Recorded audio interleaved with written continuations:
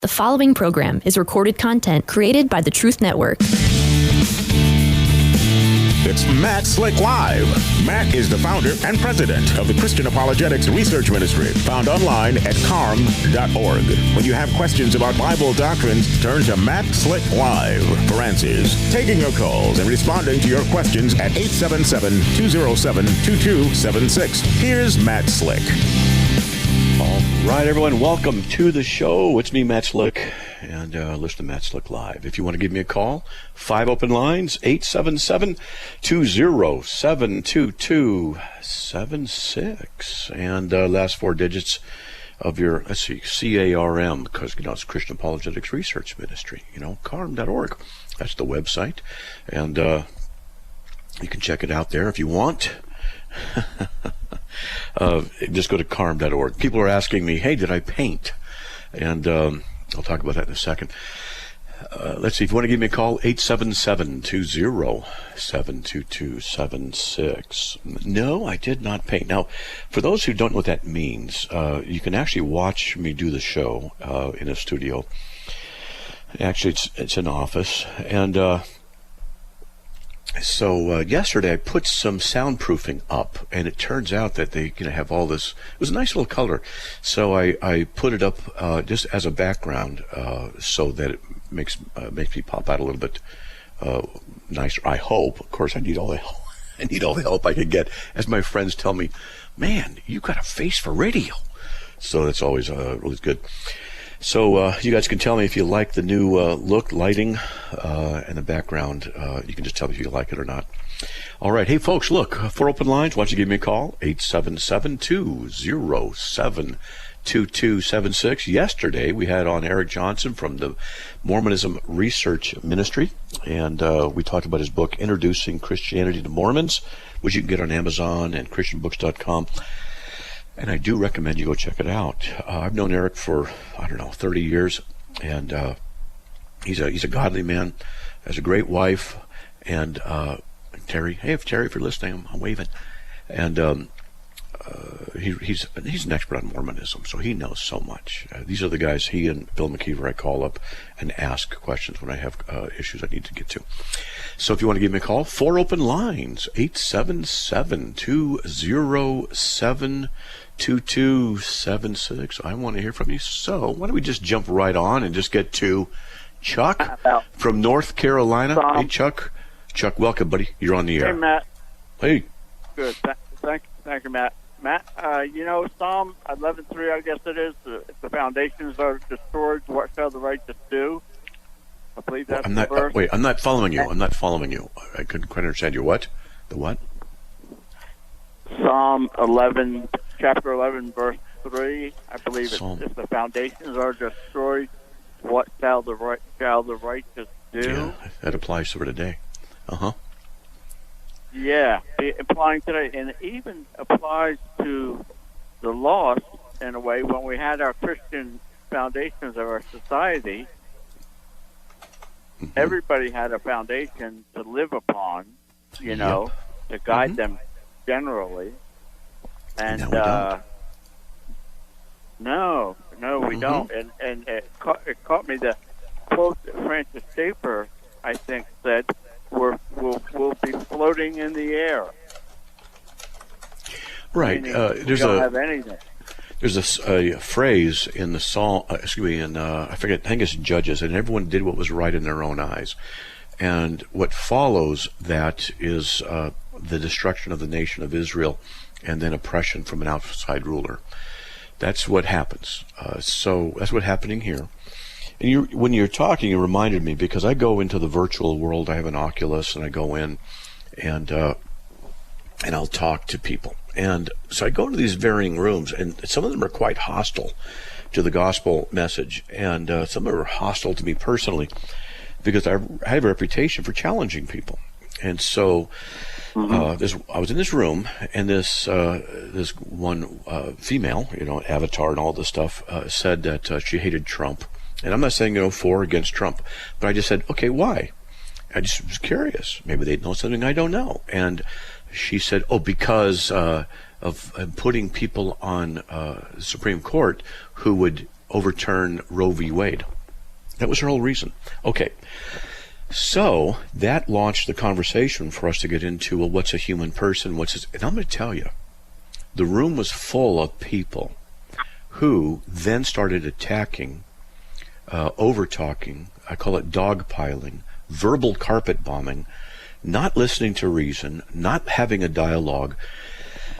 They were rude, condescending, insulting, were impolite, and when I would try and ask questions, they would just attack. This is what happens when they don't have a common foundation in God. They have a common foundation in paganism. Everyone does what's right in his own eyes. And that reminds me what happened Sunday, which I didn't talk about, because I could talk about that too at the Boise Pride Fest that went on. And I was What's that? A gay Pride Fest or something? Mm-hmm. Is that what it was? So, yeah, I went there with some friends on Sunday here in Boise, Idaho, and one of the buddies, he was supposed to film, but the camera wasn't working right. I have an old camera. I do need to get a new one, a DSLR, because the one I have is 12 or 15 years old.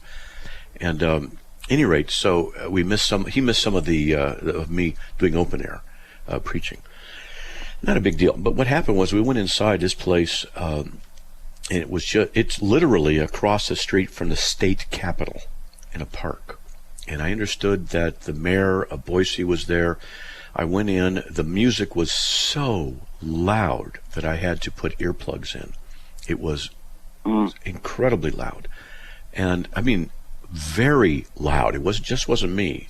I had my friends that go, man, it's loud. It was just, you had one conversation I had with a woman. I had to get less than a foot away just to hear her because it was that loud. But at any rate, so I'll just give you the synopsis. So I had conversations with people in there. There were corporations, companies. Wells Fargo was there, and Citibank was there, and the state of this and the state of that was there. And I said, hey, this is a Pride Festival, right? And they had these, flags in their booths. I said, so you have pride about this? He says, yeah. I said, well, what do you have pride about? What about this that you're proud? And they hadn't, I guess, everyone asked the question. And so they said, well, they kind of hem and hawed. And then one person finally said, well, the diversity and equity here, we're proud of that. I said, oh, okay, I think that's noble. So I'm curious, at your corporations, do you have equity for the Christians and equality and stuff for that? Do you promote their studies, their lifestyle? Do you promote that as well? And they just stared at me. And I said, because it's interesting, because what you're doing is promoting a sexual behavior. A sexual preference is sexual behavior, and that's what you're celebrating. And I think that's really interesting. And yet you don't promote, Christianity, which is just equality. And they're staring at me. And but I said, yeah, we call that hypocrisy.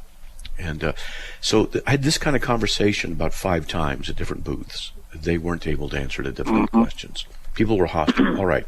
Then I went outside of the area, and there were some Christians preaching, and I joined in after about 10 minutes. And let's just say that the people that I was preaching to were yelling, screaming. One guy had a Bible, and he walked out and onto the street. They surrounded him, were yelling at him, would not let him speak. They were yelling at me, would not let me speak.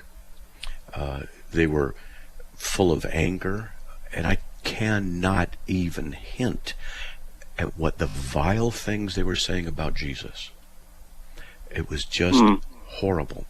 And I kept preaching, and the foul language, the hatred, the mockery, the disdain, and they would get as close as they could. One guy started putting some stickers, tried to put a sticker on me, on my chest. I said, get away from me, don't touch me, And I said, that's assault. If you touch me, and I don't want that. That's assault. Just let you know. Don't do that. He finally backed off. People were yelling and screaming. Okay, so this is what happened Sunday, and too bad we didn't get much of that on film. But like I said, I need a new camera. But at any rate, So this is what happens when people do what's right in their own eyes. Just like you said, they don't have a foundation, they don't have it in God, and they learn to hate the light. They learn to hate it. Yeah. And that's exactly what was going on. Yeah. The light Just shines. because, like, if God... Go ahead. Matt. I'm sorry.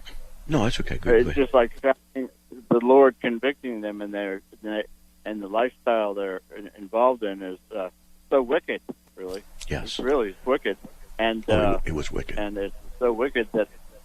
Yeah, go ahead. Yep. And that it's so wicked, they get convicted and they like go crazy. The hatred that comes from them. Yeah. I mean, I don't know how. I know man fell and he became bad.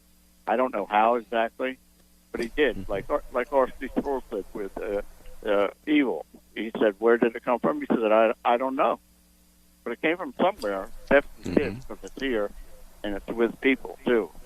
Right. Yeah, man. I'm so concerned, just like you, about our country. My goodness gracious. Well, I think of my. Go ahead. Go ahead, Matt.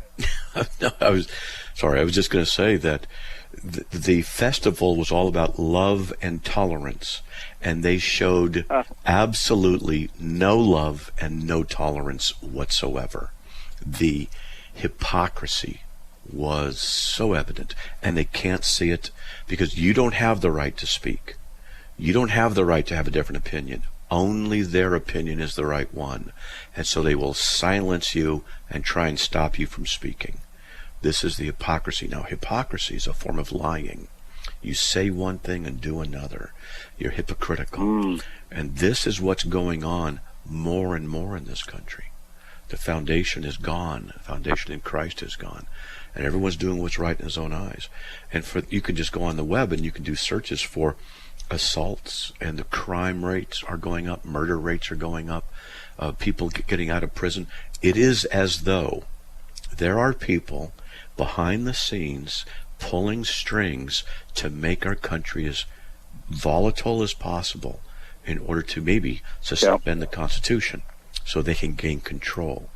And when I was talking about this in our Friday meeting with our missionaries, we have a Friday meeting at CARM, a few days ago, last week, they said the same thing is happening in their respective countries. That in South America, in 2 different countries, they are letting the criminals out. They are punishing the people who abide by the law. Homelessness is increasing. They're attacking Christians. Crime is on the rise, and the government's not doing anything about it. And it's like the devil stuff has control. The Lord's pulling his hands off the United States and so many places on the earth. The Holy, and he's allowing it to happen. He's not responsible. He's allowing it to happen because it's their own choice. That's what they want. Well, unless they get saved, they're going to have their, That's right. You bet. Reward for eternity. That's okay, right. Matt. Thank you, Matt. All right, man. God bless, buddy. All right, everybody. That was Chuck from North Carolina. We'll be right back after these messages. 877-207-2276. We'll be right back.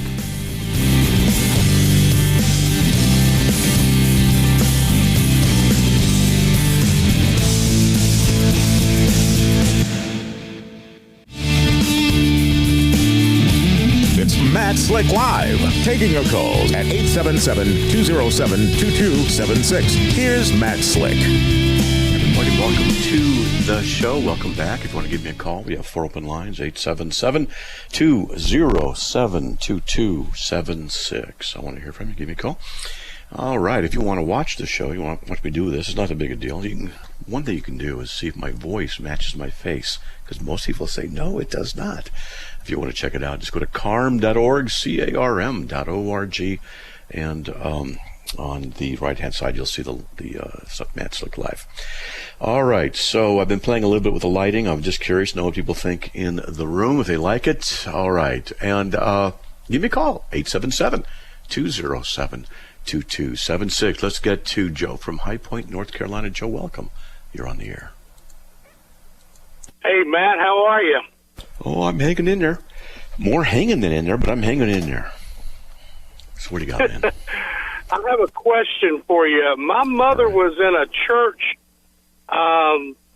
study group the other day, and she's 82 years old, and came back and called me up, and she said the study leader was saying that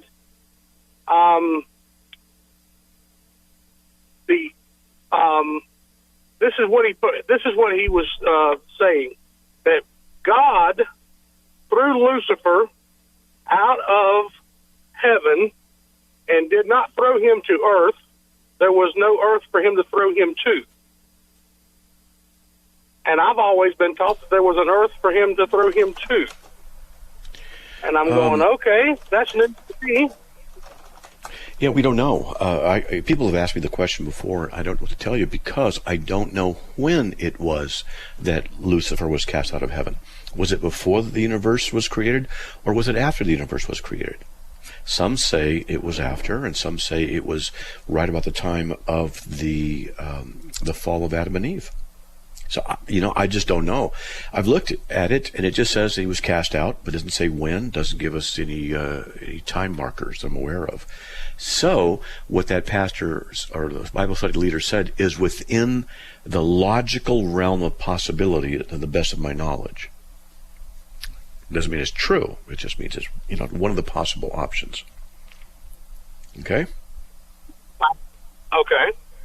But to say this is what happened, that's a problem.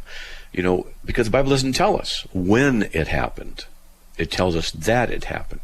So if I were teaching a Bible study and this came up, I'd say, well, one view is this, one view is that, one view whatever. And I said, the Bible doesn't tell us. As far as I'm aware, it doesn't say when this occurred, before or after the foundation was laid of the universe. And so I just can't tell you, and I wish I could, but that's it, man. I just say, here are the possibilities, and there we go. We'll find out later when we get to heaven. Okay. Now, is that in Chronicles that when that took place, or is that where that he found this Isaiah. in Isaiah 14, gotcha. Yeah. And it says in Isaiah 14:12, how you have fallen from heaven, O star of the morning, son of the dawn, you have been cut down to the earth, and you have weakened the nations. Right. Now, we could make a case from there that that's where he was cast down to, cut down to the earth. When it came out of heaven, you've fallen from heaven, went down to earth. Okay. Is it literal? Maybe. You have weakened the nations, but you said in your heart, I will ascend to heaven, I will raise my throne above the stars, I'll sit in the mount of the assembly, I will ascend to the heights of the clouds, I'll make myself like the Most High, nevertheless you'll be thrust down to Sheol. So, but it certainly, now that I'm thinking about it, certainly would seem that if this is the description of the fall of Satan, then it would be after the universe was made. That would be the implication. Okay. All right. Well, I need to go back and read this and see what the Holy Spirit reveals to me. Well, there you go. Well, right. Good. I hope he does. Sure. But I would just make sure you go with the scriptures in that. Okay. All right, buddy. Absolutely. All right. All right. Thank you, sir. All right, Joe. God bless. Okay. All right. 4 open lines. If you want to give me a call, 877-20-722-76. Let's get to Chris from New Jersey. Chris, welcome. You are on the air. Hello, Matt. How are you? I'm all right. Hanging in there, man. What do you got? Good. I have a question about Leviticus 16, verse 14. Leviticus 16:14. Moreover, he shall take some of the blood of the bull and sprinkle it with his finger in the mercy seat on the east side. Also in the front of the mercy seat, he shall sprinkle some of the blood with his finger 7 times. Okay? All right. So my question is, what was the significance of the east side be, and as opposed to the west side? East is the rising of the sun. Also, the temple, the door that you enter into faces east. The tabernacle, it faced east. And the east is when the sun rises, and it's a symbol of God in the light.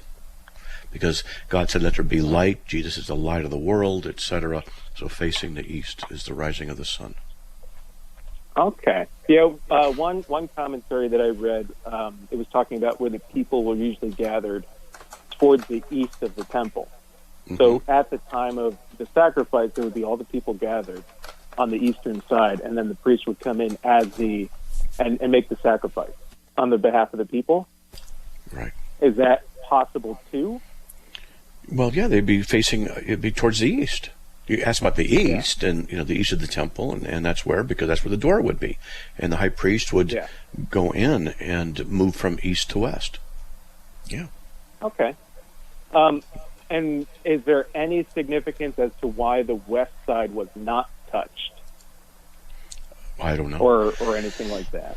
I don't know. I don't think it's an issue of not being touched. I think it's just because maybe the issue of the setting of the sun in darkness, and so there's symbolism in that, and so they would want to stay on the east, not the west, because of the symbolism of being the light of God, not in the darkness, and things like that. I think, maybe, because people often take a little symbol like that and make a big deal out of it, and it becomes a tradition. It becomes a practice.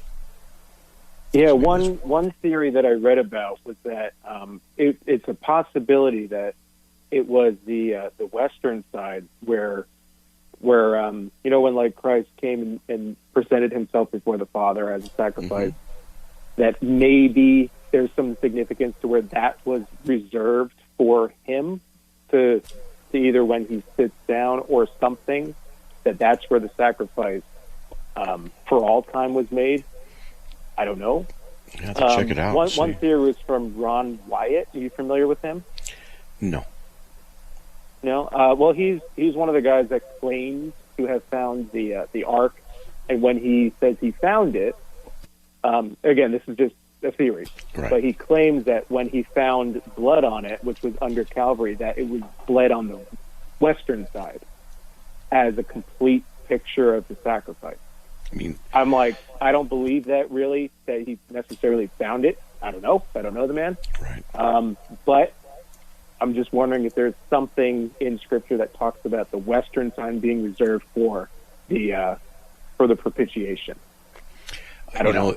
I don't know. It's there's a lot of factors in that, and when you study the whole thing, it becomes very interesting. There's a lot, not just on the surface, but a lot of deep stuff there. So I'm not sure what to tell you. Oh yeah. All right, buddy. There's a break. Thank you so much. All right, Chris. God bless, man. Thanks a lot. Hey, we have 5 open lines wide open. If you want to give me a call, all you have to do is dial 877-207-2276. I'll be right back.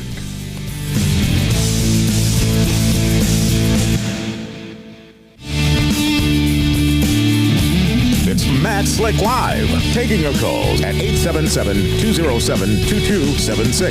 Here's Matt Slick. Hey everybody, welcome back to the show. We have nobody waiting right now. If you want to give me a call, all you have to do is dial 877-207-2276. This issue of LGBTQ and what's happening, in my opinion, I'm going to give you my opinion.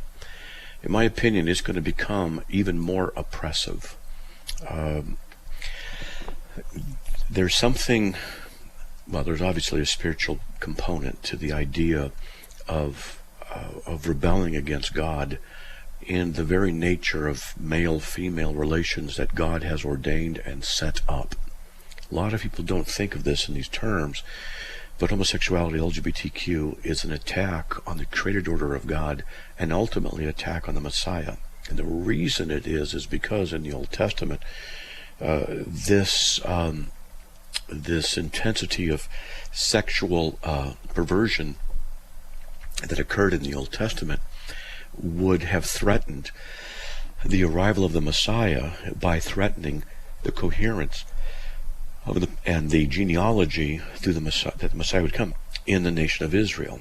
So it was in that context ultimately a demonic attack. And so people today, they are serving their flesh. They're not serving God.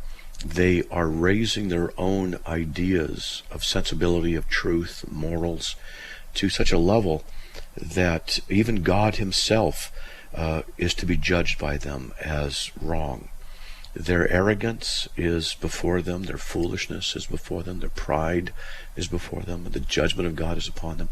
In fact, when I was doing open air out there, open air preaching, I was doing open air out there outside the Capitol area on Capitol Street. For those of you who might be listening know the area. I actually talked about the judgment that was on them right then and there for their denial of who God was. There were only a couple places in the open air where they actually heard. And maybe 3, 2.5, it just depends. And one of them was when I said the judgment of God is on their hearts for they believe the lie. And, I saw a few people, they paid attention to that. Another one was in their mockery of God, and I told them they've mocked God, and there's judgment in their hearts for that as well. And then, of course, I preached Christ crucified and risen from the dead, and it was a pleasure to be able to speak that. And I had to raise my voice over the music, over the crowd yelling, and to tell them that they needed Jesus, and that they needed to repent of their sins, and they needed to trust in Christ, because judgment's coming, and we're all going to die one day, and Jesus rose from the dead, and gave that gospel message about trusting in Him. And I'm thankful for that ability and that privilege of being able to do that. So, in a hostile world, when the light shines in the darkness, even the smallest of light can become a harsh reality to them, and they will want to destroy it. Now, you think about this. If there was a community of people who lived in caves, and their eyes and their souls and their hearts had become accustomed to the darkness, and they're so accustomed to that darkness that if a light were to shine, it would be injurious to them, uncomfortable to them. And that's the case. That's what, we are called the light in the world because we represent Christ. Christ himself is that light, but because we represent him, when we speak the truth, the light shines upon their sin, and they hate that light, and they want to destroy the light because they prefer the darkness of their own hearts. And the judgment of God is upon them in the darkness of their own hearts, where they love evil, they seek to promote that which is ungodly, and they mock the things of God, and they condemn and mock the very sacrifice of Christ himself by which they can be redeemed.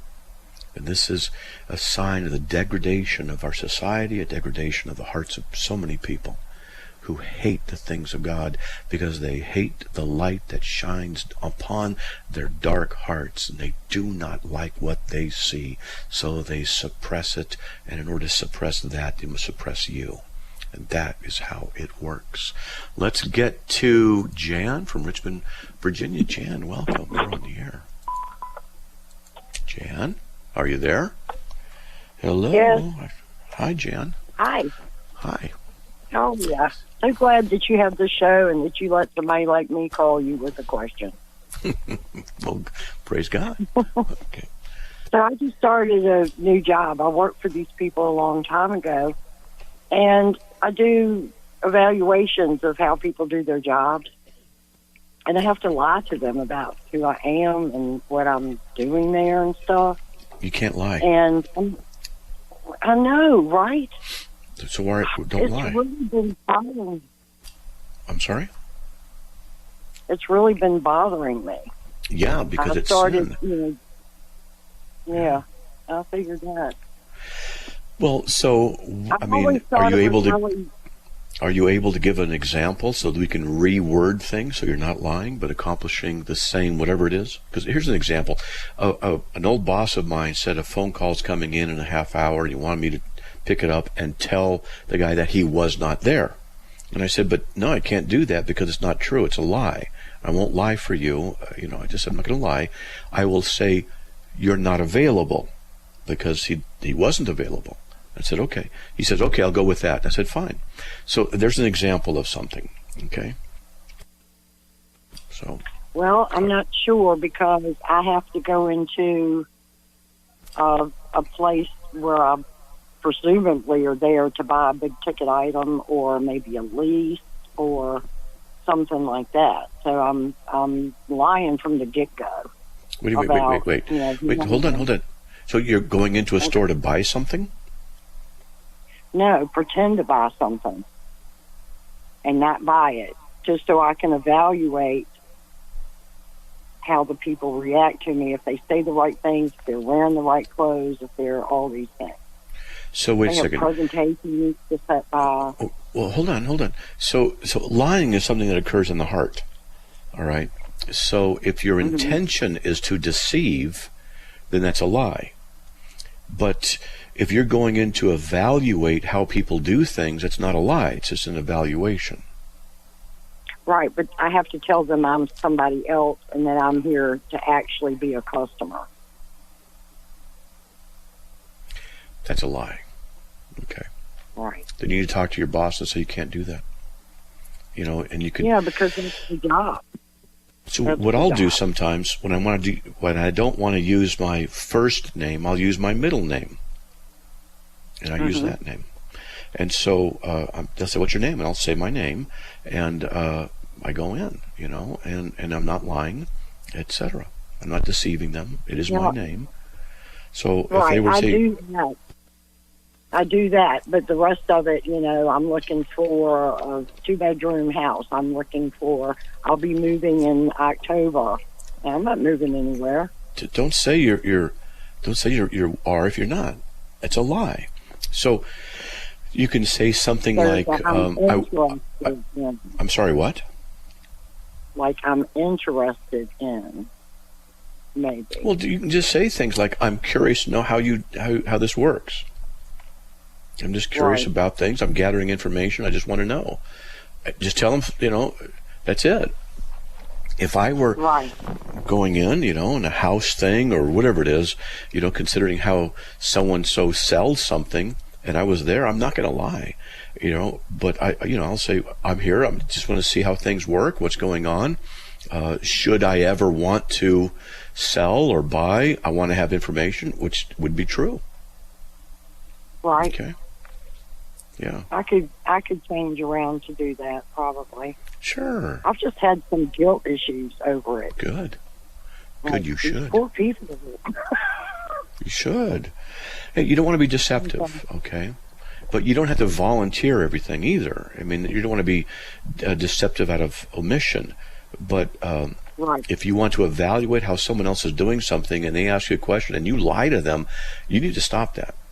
Okay, so there are ways to get around things. Not that you're trying to be deceptive and by not lying and you're still doing the same thing. That's not it. So if you go in and you want to see how they do things, you say, "Yeah, I just want to see how you do things." What's wrong with that? Well, there's a lot more to it, like calling and setting appointments and all that stuff. But I think I can, with what you told me, I can take each one of those little segments and make it okay. Yeah. And I love the job, but I just don't like the deceit part. Yeah, you don't want to deceive anybody. Yeah. Yeah. And, well, thank you so much. All right, you're welcome. Okay. Oh, God bless, Jan. All right. We have 4 open lines. If you want to give me a call, 877-207-2276. Alex from Orlando. We got a break coming up, but what do you got, buddy? Oh, there's the break. I just finished. Okay. There's the break. So hold on. We'll get right back to you after you need to take some. I think take some medicine. We'll be right back, folks. After these messages, please stay tuned.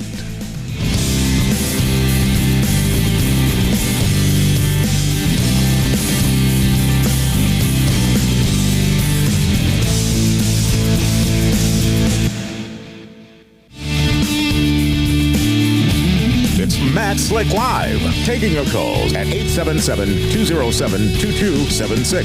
Here's Matt Slick. Hey, welcome back to the show, everyone. We have 4 open lines. If you want to give me a call, 877-207-2276. Alex from Orlando. Alex, welcome, buddy.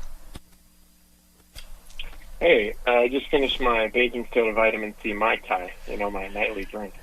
It really helps if, in addition, right after the fuzz is gone, is you just pour 7-Up in there with all the bubbles, and then you drink it, and then you lay down on the ground and roll. Oh, there you go. Yeah, and then my wife finds me passed out on the floor, and she calls the ambulance. Yeah, so you get a free ride, and it's no big deal. I mean, whatever. I mean, what's the problem here? You know? Oh, man. And then you get some. You're too funny. You get some monumentous belches, and you can do that like he did in Elf. Did you hear that? Anyway, so yeah, what do you got, buddy? There you go. Yeah, that's pretty good. So what do you got? So UPCI. So I was texting you. We got to talk soon, my friend. We got to talk. We're talking right now. So I encounter. Yeah, I know. I mean, like over the phone. You know. You're not on the phone? Okay. Oh, all right. Okay. Weisenheimer. Well, you know, just, you know. So what do you got? I know, it's nothing. Yeah, so I met this guy at the gym, and he does. Sorry, hold on. So I met this guy at the gym, and he's in the UPCI. So I got an invitation to go to his church. Yeah, go. Yeah, I want to go. I want to encounter it, but I want to ask your advice. Like, just wear a wetsuit. Like, well, you can. Why do I need to wear a wetsuit? Get a wetsuit and a crash helmet. You'll be fine. Don't worry. So, yeah, I wanted to ask you about that. So he's like, yeah, you can come and worship with me. And I said, well, no, you know, I won't be worshiping. Yeah, I said, I won't be worshiping with you, but I'll come to attend the service. And I want to know, like, when I'm going to reach out to him, we're going to get coffee, and I'm going to go to his service. He's like, yeah, a lot of people from the headquarters will be there. But how you know, when you went to that service in Idaho, you know, how do you navigate that? Like, it's going to be uncomfortable. It's going to be long. Like, what's your advice regarding that? Well, they're not out to get you. They're not violent people. They're not condemning. You're going to find them to be quite warm and welcoming. And, you know, if you were to, you know, drop something, they'll help you pick it up. I mean, they're just normal, decent people. Okay. And you're going to find a level of exuberance that you may not be comfortable with. Not that it's right or wrong, but they tend to, let's just say, become energetic. So they can run around the church, they can jump up and down, they can shout, they can clap. They have women pastors and elders, which is definitely unbiblical. They deny the Trinity, deny who Christ truly is, what he's really done, etc. So it's a non-Christian cult. But you know, you'll be fine. And then afterwards, just talk to them and be careful how you talk to them. Because you don't want to be offensive, you know. You don't want to just say, "Oh, hey, I listened to a guy on the radio named Slick. He said it's a cult. I don't want to talk to you." It's not good advice. But you could give him some vitamin C, baking soda, you know, just prep him up for your discussion with them. Yeah. So we might not be on a good start. Well, because I already told the guy he was lost when I met him. I said, I said, "You're lost, man." And I said, "I bet you think I'm lost too." And he goes, "No." He's really nice. He's like, "No. I wouldn't say you're lost. We serve the same God," type of thing. No, don't. So, yeah, exactly. And so we're talking, and I didn't realize, do you know, I said, "Do you believe in the Trinity?" He said, "Well, nowhere in the Bible is the word Trinity used." But then he goes, "So, neither is the word atheist in the Bible. Yet atheism, that's a dumb, it's like, come on. You know, I would have asked him, did you drop a barbell on your head or something? You know? Yeah. He's very deceived. He grew up, he's third generation UPCI, so very deceived. Yeah. And I said, what about the Son and the Father? You know, do you think the Son was talking to himself in the garden? And he goes, yeah, I think he was. They actually think that Jesus was talking to himself in the garden. Mm-hmm. Like that. So here's the thing. I didn't know that. Yeah. So let me give you the pointers, okay? The key is the issue of personhood. That's it. So what you do is after you go and you go to coffee, find a place where you can have a good conversation. And you want to ask them, what do you think the Trinity is? And various things. You want to get to the conversation about the person.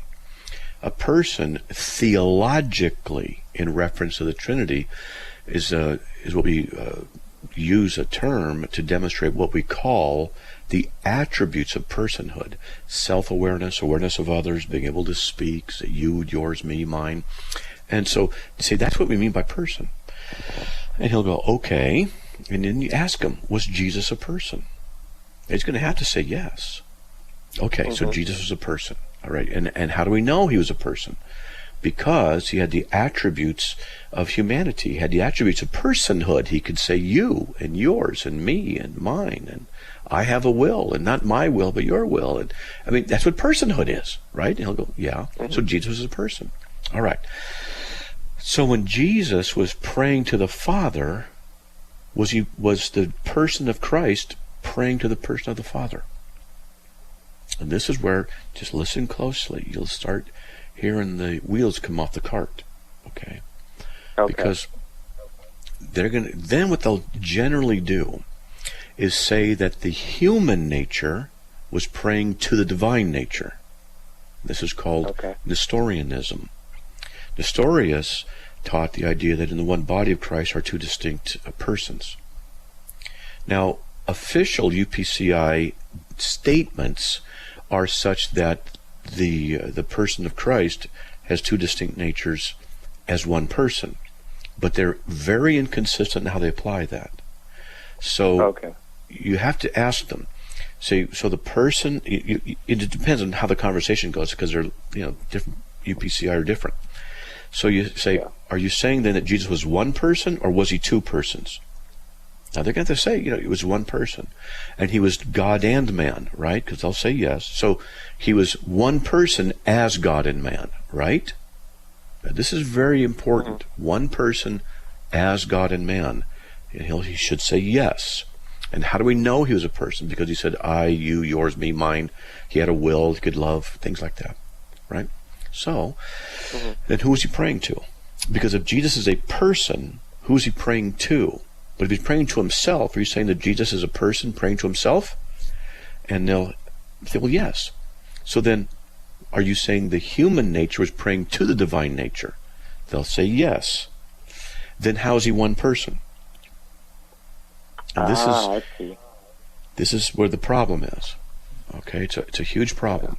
Now, also, if you go to carm.org, and I'm going to look for it. Let's see.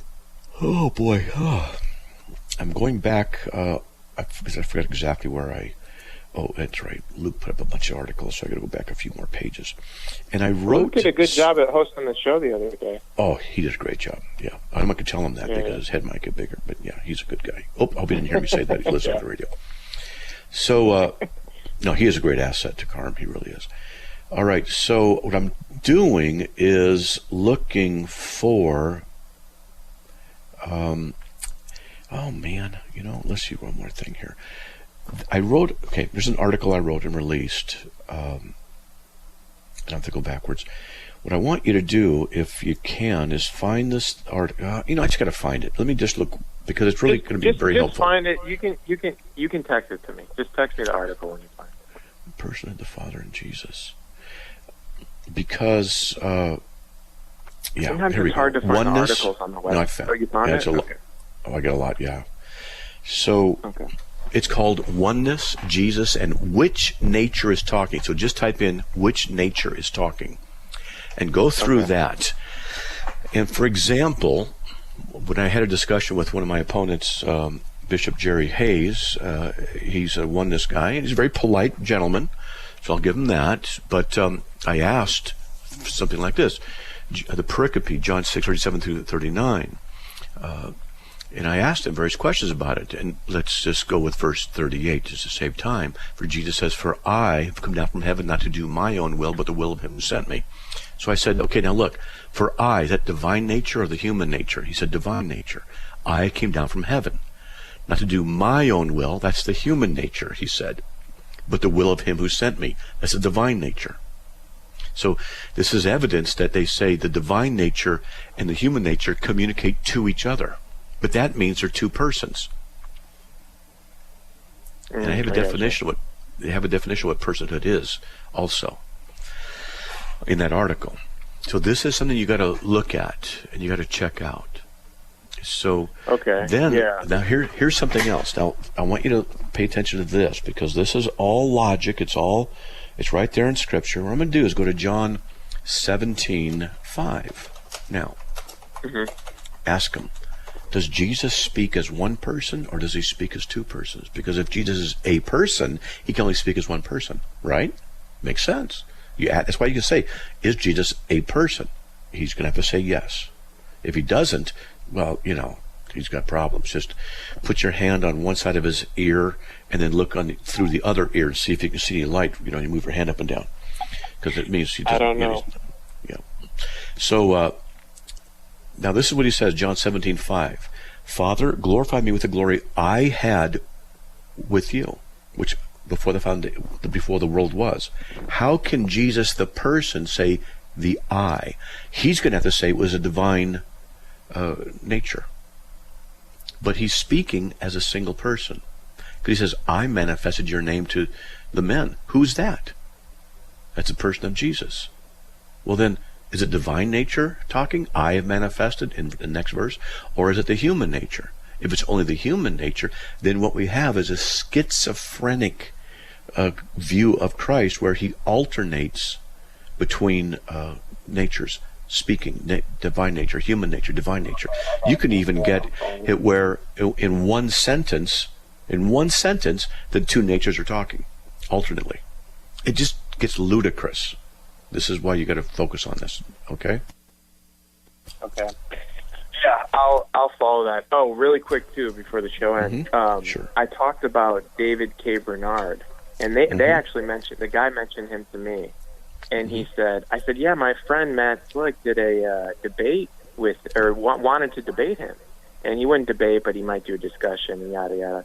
And I told him that, and he said, yeah, but he seemed to get a little agitated when Matt started to ask him questions about what he believed in the scriptures and going to the text. And he said, oh, David's not like that. My sister works at headquarters, and she knows the whole family. They're really nice people.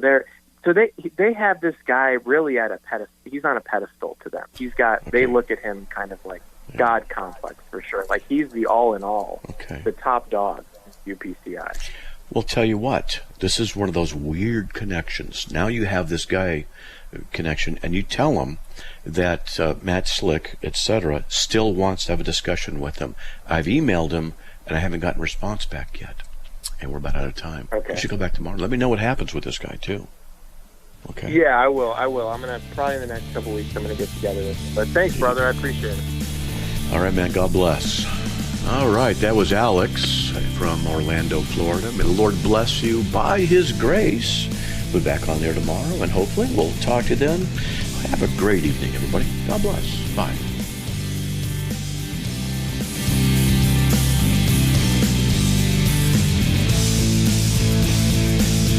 Another program powered by the Truth Network.